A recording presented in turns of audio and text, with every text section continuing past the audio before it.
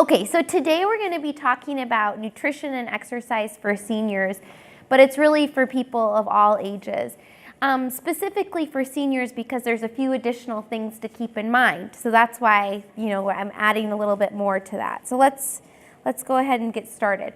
So the first thing, this is a slide I sometimes start with is, something's just not right here. Our air is clean, our water is pure, we get plenty of exercise, everything we eat is organic and free range, and yet nobody lives past 30. And these are our cavemen. So it goes to this idea of the cavemen were clearly, very healthy. Why didn't they live forever? But the truth is a lot of the reason that we live longer today is because of excellent control of infection. A lot of people died of infections and that doesn't happen anymore.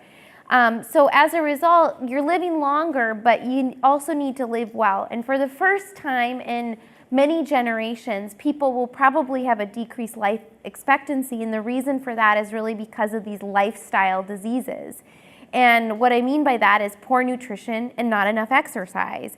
And so it's a real problem, and it's something that needs to be addressed because instead of extending our life, we're now living, a less amount of time than our, previous generations, and it's because of the lifestyle diseases. Okay, so let's start with nutrition.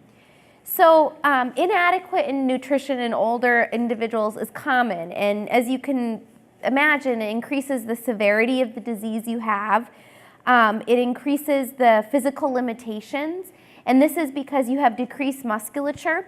I want you to think about, being overweight and underweight are both problems, and we'll talk about that. But when you don't have enough nutrition or inadequate nutrition, your body will use whatever it has to break down, including your own muscle.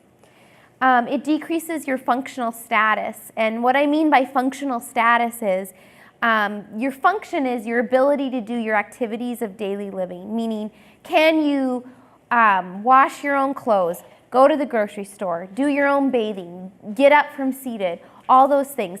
Both having too much weight and too little weight prevent you from being able to do that. And then it can also change the effect of the medications you take. A lot of people, as they age, require medications, and having an inadequate nutritional intake can also affect that. So the basics of nutrition are listed here. We'll go through each briefly, but you've probably heard of or seen these things. There's carbohydrates, there's proteins, fats, vitamins, minerals, and water. So those are the basic tenets of what you need on a daily basis. So the carbohydrates provide energy. So these are very simple for your body to metabolize for the most part. So there's two different types. There's simple and complex. So the simple sugars are going to be things that as soon as you eat them, they go to your body for energy. And if you don't need energy, they go to your body to be stored as fat. Okay? So carbohydrates are an important source of energy. So for example, a candy bar. So if you acutely need calories, that candy bar is going to directly go to energy to supply your body.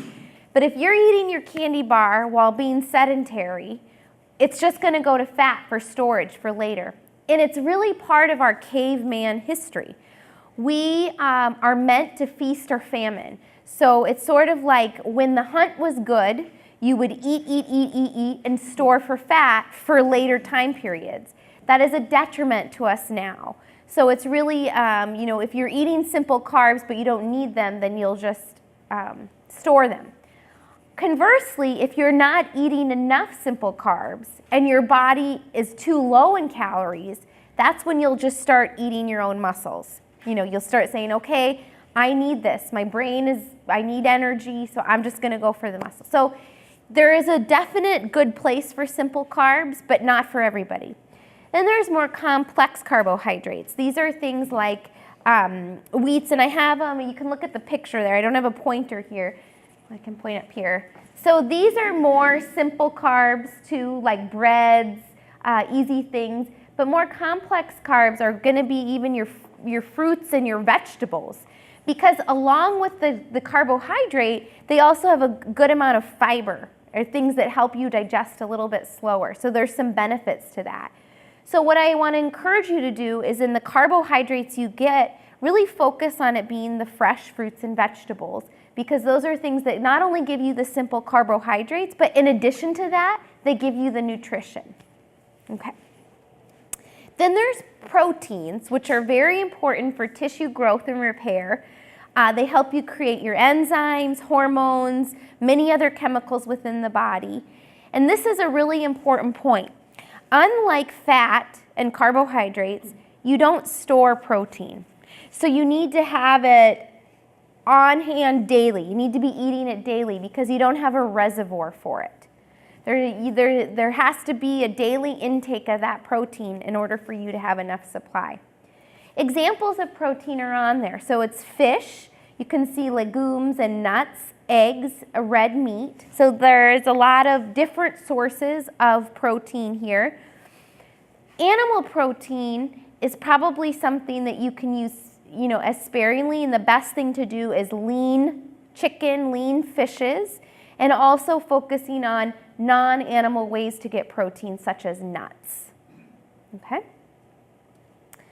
Next are fats. So there was a time in the 90s and the early 2000s, which you may remember, in which there was sort of this anti-fat campaign. Everything was low fat this, low fat that. And that is really just not an appropriate approach to weight loss or to eating.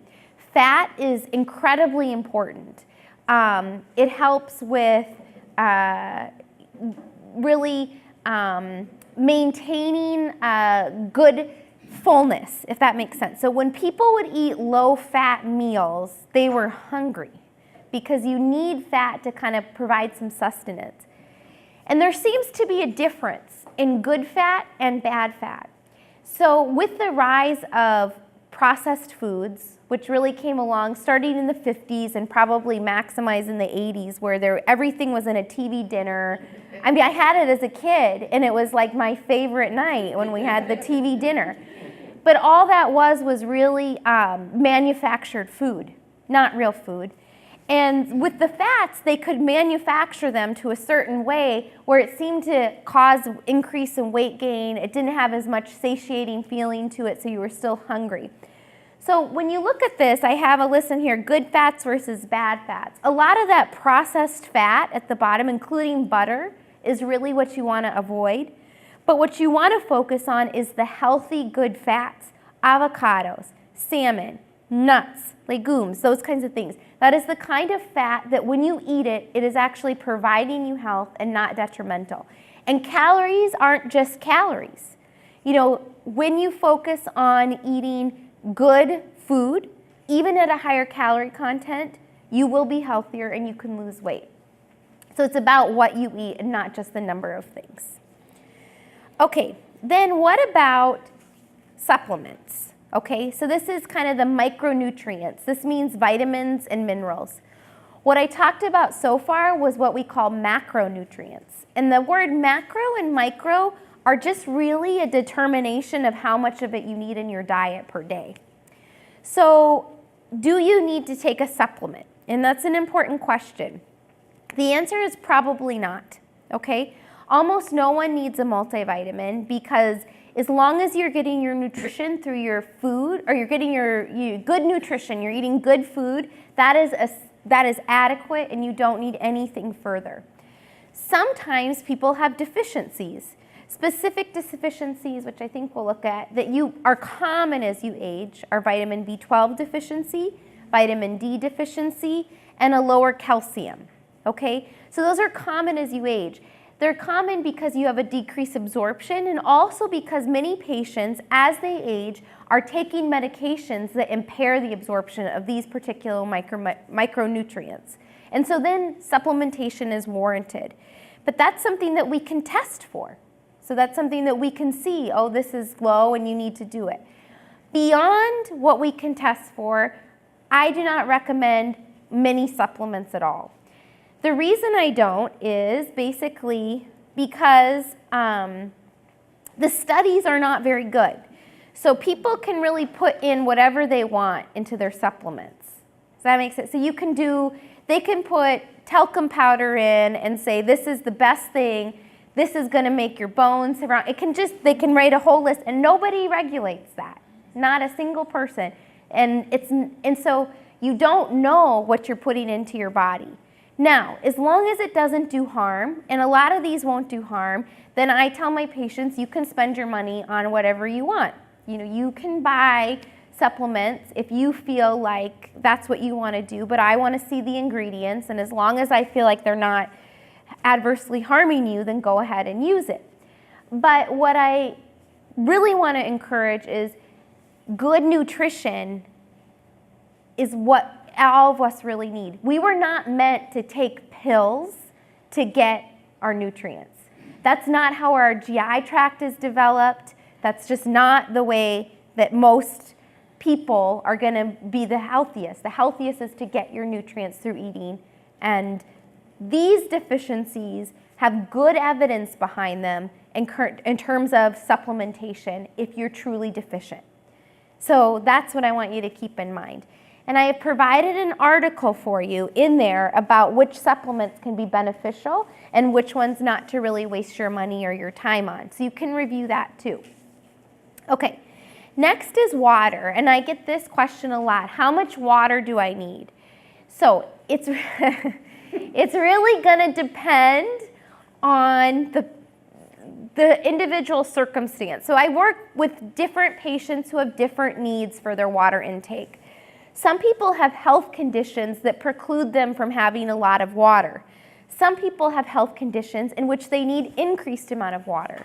So I'm going to say that you on average need about 1 liter a day, which is about 4 to 6 glasses, 4 to 6 8-ounce glasses. So not 8 glasses a day. That's probably a lot. I would say to a lot of you, well, you can depend on your thirst. If you're thirsty, drink. If you're not thirsty, don't drink.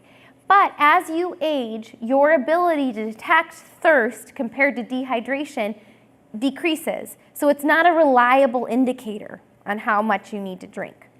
So that's why I say 4 to 6 glasses for most people of any fluid is probably sufficient. Now, coffee can be dehydrating, so I wouldn't count that. Okay? Now, how do we measure nutrition? What is a way that we can say how, you know, are you adequately nourished? Are you malnourished, overnourished, what have you? So we use a few different techniques. One is the body mass index. Have you guys heard of that? Okay. So that's a standard calculation of your overall mass. So it's your weight and your height. And we come up with a number, and then that number is stratified into underweight, healthy weight, and overweight. That stratification was based on a lot of studies that looked at, well, people who have this amount of weight tend to have this more disease, and so that's how they determined the healthy weight. It's not a perfect number, and it's not actually the best number, especially as you age. The other thing we look at waist circumference, and then waist to hip ratio. And then, of course, there's laboratory data. So let's talk a minute about the waist circumference or waist to hip ratio. So here's what we know is it's not about your weight per se, but it is about where you carry your weight. So we know that truncal obesity, or this idea that the weight that you carry is here, is what's damaging, because the weight that's here is the weight that's on your organs. So you have to think about the exterior weight as a representation of the weight that's sitting within and on your liver, within and on your kidneys, within your stomach area. So this truncal obesity is where the weight is carried. And so that's the key. So two people who have the same body mass index, meaning they have the same weight for their height, but carry their weight differently. One is a pear shape and the other one is an apple shape, have totally different risk pictures in terms of their health. So it's important to know what your shape is. So I put on here with the measurements about what some of the recommendations are. Okay, so the waist to hip ratio. So how you do it is you find your belly button, and just above your belly button you're going to measure your waist, and then you're going to do the widest part of your hips. And then you're going to divide them, and the instructions are on there. And then you're going to categorize yourself on where you would be. And that is that ratio is actually really important to determining what your overall health profile is, okay? And then I have on there, what the healthy weight for the BMI is, but I would really focus on your waist size and your hip to waist ratio as the most important keys to your overall health. Okay, so here I had just added, these are apples, and this is pears. So if you notice these two women could weigh the same, but where they carry their weight, one carries their weight in the hips, the other in their abdomen. Unfortunately, this is likely genetic. There's probably not a lot you can do about it. It just is what it is. But unfortunately, that other woman has to work a lot harder to maintain her health.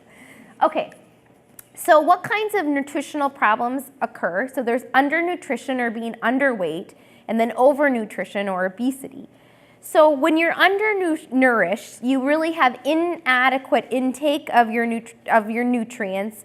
And this is because you have a lack of food, meaning someone's just not eating, or two, because you're having challenges assimilating the food you are eating. So there's something intrinsic going on that's causing you not to absorb the food. Compared to younger adults that are underweight, in older adults, undernutrition is much more common and it's much more harmful. You have decreased physical function when you're underweight. People who are in the underweight category are hospitalized more, and when they are hospitalized, it's for longer. And overall, there's increased mortality, which means death. So when you control for all other factors, patients that are underweight are more likely to die than their counterparts. So as you age, not weighing enough is a lot more important than actually weighing too much, which is what I'm going to get to here. So for example, with overnutrition, overweight, or obesity, if you look, overweight is 25 to 29 on this scale. So I added another scale where you can find your height, you can find your weight, and you can see where you are on there if you're able to see it.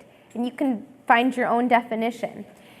When you're overweight or obese, for the population as a whole, so normal aged people, there is an increase in death from any cause. And this is what you're told over and over and over again. If you're overweight, there's a lot of problems. And look at all these diseases that are related to being overweight. A lot of people don't look at the last one, which is breast, prostate, and colon cancer. You need to understand that those cancers are hormonally driven diseases, and fat is a hormone. So fat is not just something that doesn't look good. It's actual metabolic object or metabolic piece of tissue that is on your body that acts within it and increases the risk of these cancers. So I don't think a lot of people put those pieces together, but it's something to keep in mind. But there's good news as you age. So the reality is the relationship between overweight and increased risk of death declines as you age. So it becomes less and less important. And that's because if you think about it, you get acutely sick when you're older. You're sick more often because other issues come up. You go into the hospital, you can't eat, you can't drink, you're laying in bed. If you have more fat stores, it's actually a protective factor because you're able to use that. And then whereas if you do not have very many fat stores, you do what we talked about before, eat up your own muscle, start using tissues that you need, and then you become more and more deconditioned. So it can be considered a protective factor. That being said, that truncal obesity that I was talking about still stands. So one, regardless of what your weight is, if it's here, that still increases your risk of mortality. And then the other thing is there's a difference between being overweight and being obese. So that's that number 30 plus, you can look on there, versus 25 to 30. Being obese no matter what is a problem, but being overweight might be safer if you're over 65. So think about that. Okay. Another thing I want to tell you is one of the hardest parts about being older and being obese is that the difficulty in doing your own activities. That's the real challenge. And so no matter what, losing 10% of your body weight if you're obese as you age can really help with your ability to take care of yourself, which is what most older people want, is to be able to care for themselves.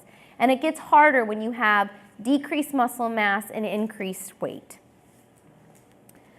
Okay, so what can you do to optimize your nutrition? So first, use the tools that I give in there to establish your own nutritional and weight baseline. Where do you fit on there?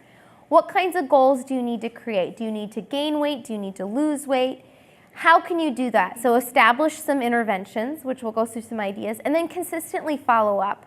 People give up a lot because this is hard. It's hard to gain weight if you need to. It's hard to lose weight if you need to. It's hard. And so people will give up. But what I'm going to encourage you to do is just keep following up. If you have a bad day where you eat too much, you eat too little, whatever the case, you just start over again. And that's what you do. You do not stop. Because as soon as you say, I can't do this, it's too much for me, it becomes your reality. And so the consistently follow up part is something I truly believe in. Okay? And then the next part, which is adding exercise to the nutrition plan, we're going to go through as well. Okay, so what about some diet ideas? So that's Poseidon. He's a Greek god of the sea. So the first one is eat like a Greek. Consider the Mediterranean diet. This diet is an evidence-based, meaning there's a lot of evidence about it, that it leads to reduced risk of heart attack, stroke, and dementia. And it's best if it started in midlife or earlier. So it's not going to be as helpful if you start it when you're over the age of 65. But nonetheless, it's still a very healthy diet. So I encourage it. And it's extremely palatable because you're not cutting out fats and you're not cutting out flavor. You have a lot of olive oil, up to a quart a week per person. So that's quite a bit of olive oil. But you use it, this is what the study shows. There's something anti-inflammatory probably about the olive oil. So you're going to be putting it on every food. Your food is based on this, not an Italian Mediterranean diet, unfortunately, but more, yeah, there's a Mediterranean diet and then a Mediterranean diet. But this one, you base all your meals on fruits, veggies, whole grain, olive oil, beans, nuts, legumes, seeds, herbs, spices. So you don't use salt to season, you use herbs and spices. So you really are focusing on that fresh food. You eat fish twice a week, you have some cheese and yogurt, so minimal dairy. You eat some poultry and eggs, but not a lot, and you do not eat very much red meat. So it's really a focus on your lean proteins being fish-based. And there is evidence, like I said, that it leads to those things. Okay, so here's some examples of the foods and kind of what they can do. So the extra virgin olive oil, the nuts, the beans, the broccoli, the oatmeal, the salmon, all really good food. So you kind of base your diet around these things. Okay, what about, there's another idea I just want to briefly bring up called caloric restriction, which I've talked about before, which is basically this idea that you restrict your calories to a very extreme amount. You eat about 60% of what your caloric intake is supposed to be for a day. And the reason you do that is because, like I said, we are meant to be in this feast or famine kind of situation. And our ultimate goal is to procreate. That's what we are meant to do. If you calorically restrict yourself to about 60% of what you're required to do, your cells don't age as fast because you can't reproduce, because you don't have enough calories. And so it's like tricking your own science into thinking, I need to wait until I have enough food to reproduce. So as a result, I'm going to slow down everything. People tend to have less disease who calorically restrict like this. They tend to live longer. It can be a pretty miserable life, though. So there's these, yeah. So they did these two monkeys that are the same age. And you look at Kanto, and that's what he eats. And you look at Owen, and that's what he eats. And you look at their differences in diseases. And the Kanto is physiologically younger and healthier than Owen, even though they're approximately the same age. I could never do this, but it's just something I like to bring up. Okay, what about alcohol? I get asked this a lot. So there are some benefits to alcohol. We think that it can have some cardioprotection. There's a whole list of risks there as well. The truth is probably moderate alcohol intake is okay, so less than 2 drinks a day for men, less than 1 for women. It can increase good cholesterol. It has some antioxidant effect. I would say probably 1 drink per day is okay, and I always say don't start drinking. So if you're not drinking alcohol right now, I don't want you to start. The benefit is not there. But I say this to people who do drink alcohol is that please, 1 drink or less per day is probably okay.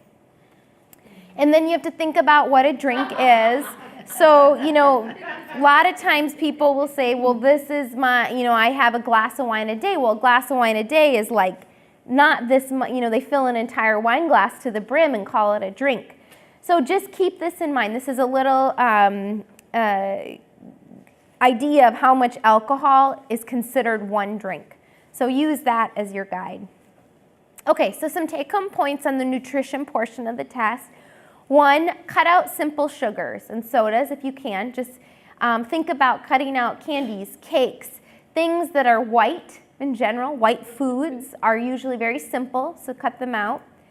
Eat real food. So whenever in question, go for the food that's real. So if you're presented with a package of apple chips versus an apple, always choose the apple. If you're presented with an orange or orange juice, always choose the orange. So if you can focus each day on not eating out of a package, not a thing, everything you eat is real, you will have come a long way. So that's a take-home point for you. 2, increase your intake of good fats and protein. So that's those lean fishes, or salmon, and then focus on their fats that are good for you. Nuts, avocados, those are things that you should feel that you can eat. And then think about your medications, okay? Because a lot of the medications you take can affect the way that you absorb your nutrients and could be part of the issue. So that's just a few tidbits. Okay, exercise. So this is Ponce de Leon, and he is searching for the fountain of youth. And exercise, I put this here because exercise truly is the fountain of youth. Okay, look at this guy. So this is Pierce Brosnan. This is James Bond. Okay, so this is him in his approximately his 3rd decade of life, and you see him, I think, about in his 6th decade of life, not his 8th. But you look at the change in muscle mass, right? He's just used to be this lean guy, and now he has fat deposited. And the unfortunate truth is that as we age, no matter what, you lose muscle mass. So, if we could stop aging, which someday we may be able to, then we could prevent this. But you really are fighting a losing battle as you age in terms of muscle to fat ratio. Your muscles start to become infiltrated with fat. It's just a reality. Now, patients that work out more, that exercise more, they can start to abate that, but even in very fit seniors, there is a change in the muscle to fat ratio. We call it sarcopenia. Okay, so this is a representation in the form of a picture of the body composition. So at 25, you're 20% fat, and as you age, you go up to 36% fat, and your muscle mass goes down. And that's just the average person. So why do we care about the fat? Well, similar to what we talked about before, and I don't know if you can see this very well, many diseases are associated with fat. And again, the cancers, depression, all of these things, people who have the fat, which is a hormone, an active hormone in your body, are going to create these diseases. And so having less fat is important for those reasons. Okay, so what I say is aging just a state of chronic exercise deficiency. So it's the problem that we're just not exercising enough. If you look at all these things that happen as you age, your fat mass goes up, you have decreased bone mineral density, your oxygen intake decreases, your muscle strength goes down, you have increased risk of diabetes, and your cholesterol goes up. All of those things happen as you age. If you look at the antidote to all of that is exercise. So all of these things that happen as you age and related to, exercise is the cure.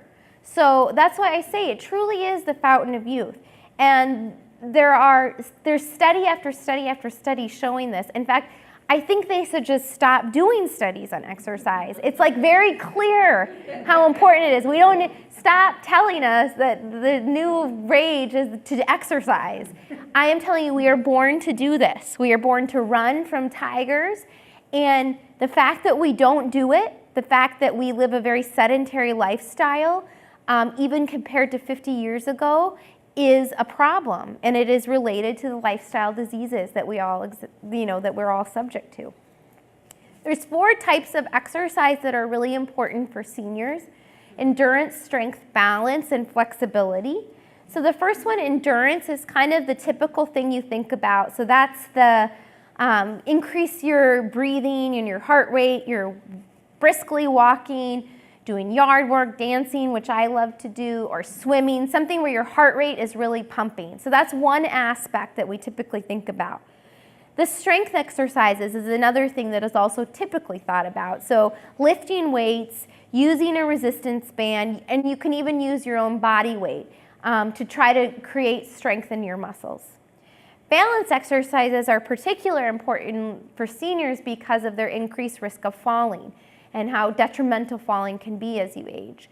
So with the balance exercises, you're really focusing on standing on one foot, so really creating your own kind of balance center, walking heel to toe, and then doing something called Tai Chi, which also has good evidence behind it. So it's an exercise. I don't know if you offer Tai Chi here or have thought about, yeah, but it's something it's a fantastic exercise that really works on balance and core strengthening and reduces the risk of falls in seniors.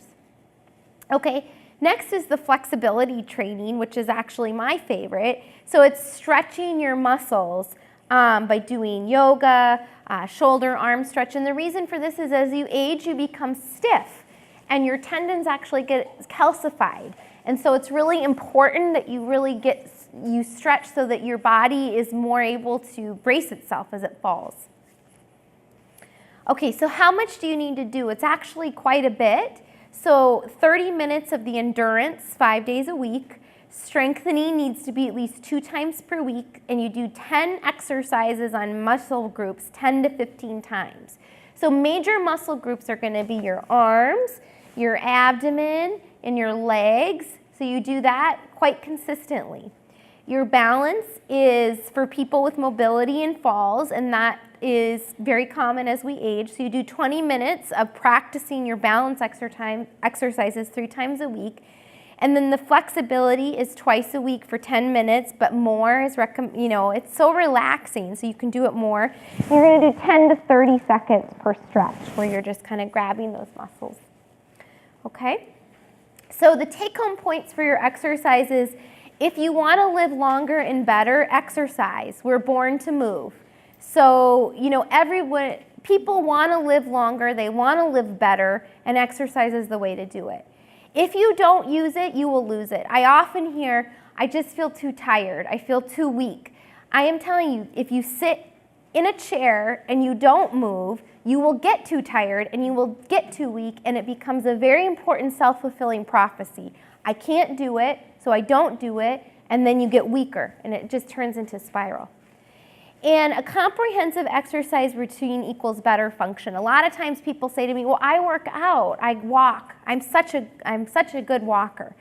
And I have to say to them, that is not all that is involved in exercise. That is the least amount of what you need to do, especially as you age. The cardiovascular health as you age is less important than making sure your muscles are strong, your balance is good, and your flexibility is good. So don't start and end your exercise routine with a walk. You need to have all of these components involved. Okay, and this is my husband and my baby, who is actually now 14 months. So, any questions or comments? About olive oil, what's the difference between regular and VOO, the extra virgin? So it doesn't matter, but I think it's just the amount they've filtered it. So there's a different taste to it. So you can, some people like the taste of one or the other, and also different ones go well in cooking, or like different dishes, because they taste different, but nothing health benefit is that I know of. Can you substitute avocado oil for So olive oil?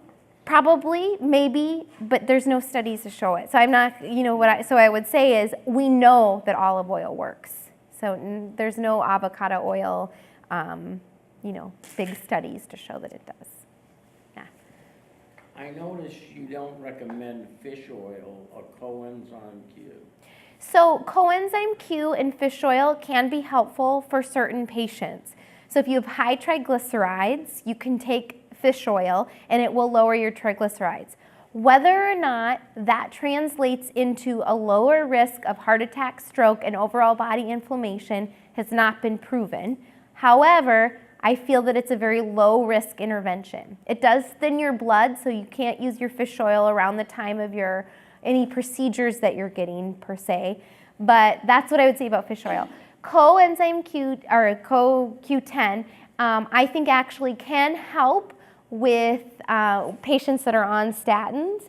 Again, there are conflicting studies. So everything I try to recommend to my patients is a risk-harm ratio or risk to benefit ratio. So if you think about it, CoQ10 has a very low risk and there is a potential benefit. Now, even though the studies haven't shown that, every patient is very different. Studies are not complete. Medicine is very gray, as you may know. So I am fine with my patients taking CoQ10, and a lot of them I encourage to if they have muscle aches or pains or weakness or whatever. Some of them say it helps, maybe it's placebo, but it's a low harm intervention. Okay, does that answer your question? Yeah, it sounds like when I spoke to a urologist and he told me he took Sol Palmetto, I said, I haven't heard that it's proven to do anything. And he says, yeah, but it doesn't harm you. Yeah, so I mean, you have to, like I tell my patients, as long as it, and trust me, sometimes they bring in bottles of stuff where I'm like, this is harmful, do not take this. If they bring in a bunch of benign ingredients that they've just spent $60 a month on, I say, well, that's up to you. Which ones would you suggest to stay away from? Oh, in terms of anything like that has caffeine in it, so any weight loss supplements, avoid altogether. I say things that like St. John's wort or red yeast rice, though I would avoid. And the reason I say, what was that? Red yeast. I mean, it lowers cholesterol, but the problem is with all of these, they're not regulated. So I know that St. John's wort works. So it's an antidepressant and it works like an SSRI. But what I say to my patients is, why would you take that instead of a drug that's regulated by the FDA that we know what the ingredients are? You don't want to take a supplement that no one is regulating. Yes, it works as an antidepressant, but it is not safer than a medication like the SSRIs, which have been around for years. So, I mean, yeah, so bring in your bottles to your doctor and say, what do you think of these, your supplements? Yeah. I don't know. Okay. I have another one. I just found it humorous. What? Bring in the bottles? Yeah, bring in the bottles. Yeah, it's really important. Sometimes when things are confusing, I just say, bring everything in a paper bag and let's go through it. Yeah. There seems to be, I've read conflicting articles on HDL, how important it really is to have a high HDL. I've read some that says it's not that important, some that say it is, some that say if you have a low LDL, you can have a low HDL. So I think you bring up an important point. So I think it's important to have a high HDL if it's in the right way. So what we know is that some people who get a high HDL by taking a medication, it may not be as good as if you just have a high HDL because of your genetic predisposition. So HDL is very important in getting rid of inflammation and bad fat within your vessels. There's no doubt about it. And patients that have a higher HDL have lower risk of the heart attack, stroke, dementia, etc. But how they get that HDL, meaning if you take estrogen every day to get an increased HDL. Pardon me? If you take estrogen, so we know estrogen increases your HDL. We know a medication called Zetia increases your HDL. That doesn't necessarily translate into better health. So it has to be, how does that HDL get elevated? So How would you suggest to elevate it? exercise. Exercise? Yeah, low HDL is almost universally a result, one, of a genetic predisposition, but two, it is, if you want to raise your HDL, if you want to do that, you have to do exercise. What about if you have a low LDL, you don't need a high HDL? No. Do you believe in that?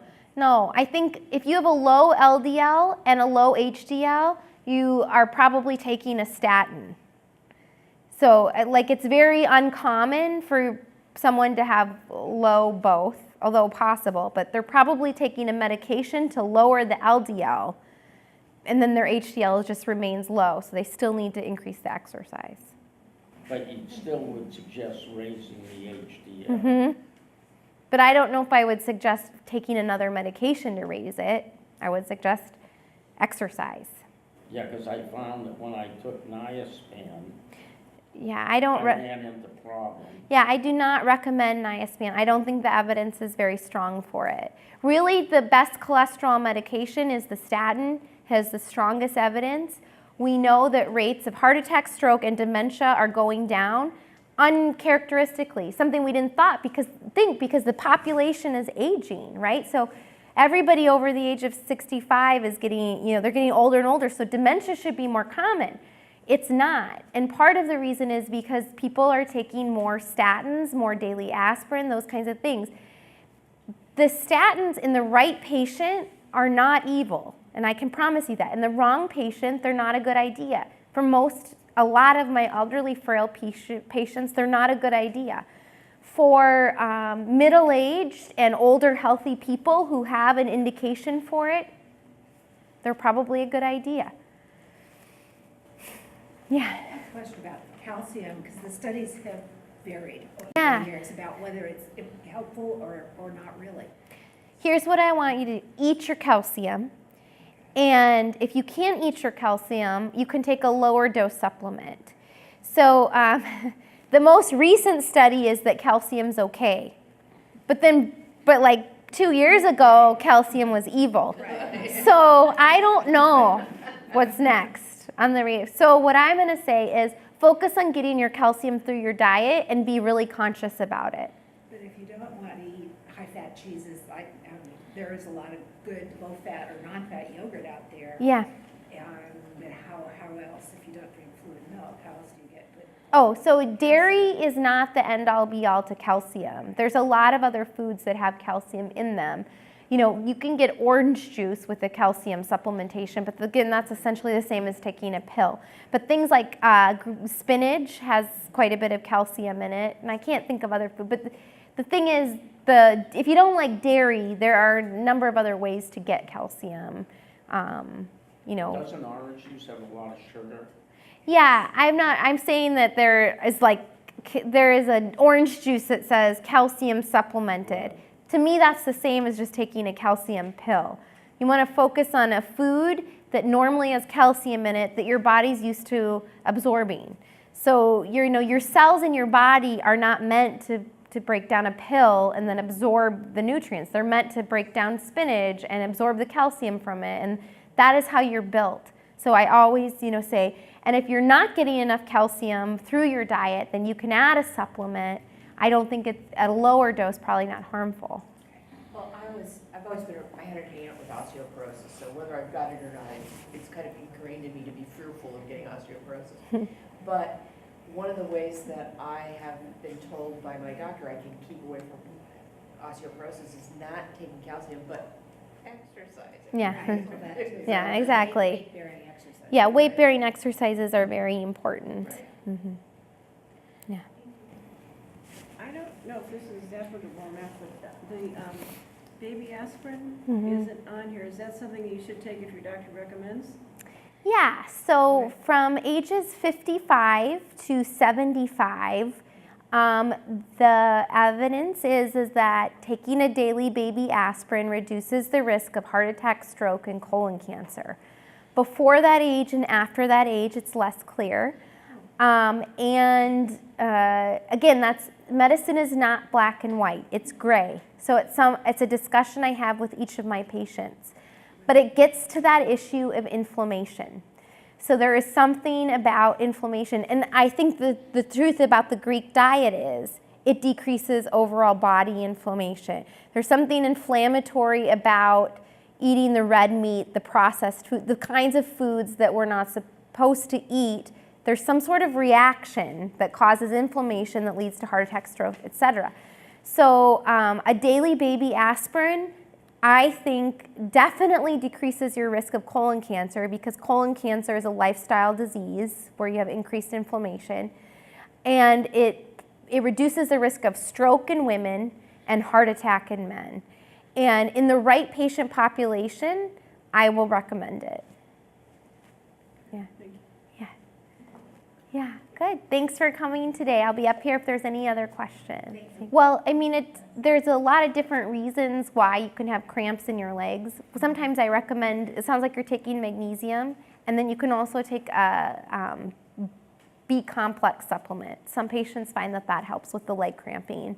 But again, when my patient, if you were my patient and you had leg cramps, we would have a discussion about what medications you're taking in addition, what your activities are, what time the leg cramps are, what relieves them, what doesn't, and is there any vascular risks. There's a number of reasons why somebody can have leg cramps aside from just a cramp in the leg. And so I try to focus on, before just saying, well, this is just a leg cramp, I focus on what are some of the reversible causes that could be, underlying your overall health picture that could be doing this. But for you, maybe try a B-complex. So in other words, because I've also have high blood pressure too. Right, so are you taking medication? Okay, so that medication might inhibit your absorption of magnesium, which as a result might be causing the leg cramps. So that's, you have to, that again would be something that your doctor, Okay. or, You just made something really clear. Thank you. yeah. Can't statins cause leg cramps? Yes, absolutely they can. It's probably very rare. It's probably much rarer than we think. But yes, statins have adverse side effects. Statins are not perfect drugs. They are not right for every patient. In some patients, the risks don't outweigh the benefits. But in a lot of patients, the benefits do outweigh the risks. That's a discussion, you have to have. But yes, they can cause leg cramps. What? Oh, yeah. So anyways, what I do is, and I have some patients here today, which is great to see, is a concierge practice. So basically, what we do, and I think our information is in there, is we take a limited amount of patients. We do internal medicine and geriatrics, so we do all age groups.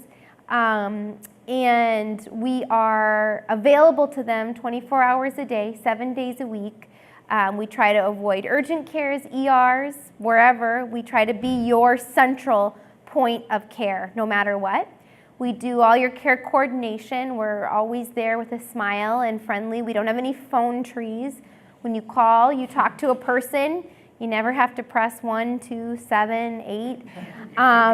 You have our cell phone number. You'll have my cell phone number that you can call anytime, day or night, if you need it, or you can text me, or you can email, whatever you need. And then, as a result, we are able to provide really enhanced care to a smaller number of patients. And our goal is to follow you wherever you are in care. So if you're in the hospital, we follow you there. If you're in the nursing home, we'll follow you there. If you are homebound, then we follow you at home. If you transition to hospice, we follow you with hospice. We are there, you know, for you throughout the lifespan. And I can tell you, being part of this practice is the best thing I've ever done for myself in my career, because I really get to know my patients, I get to be there for them and really support them. So that's what we do, and if you're interested, we are accepting new patients and would love to have you.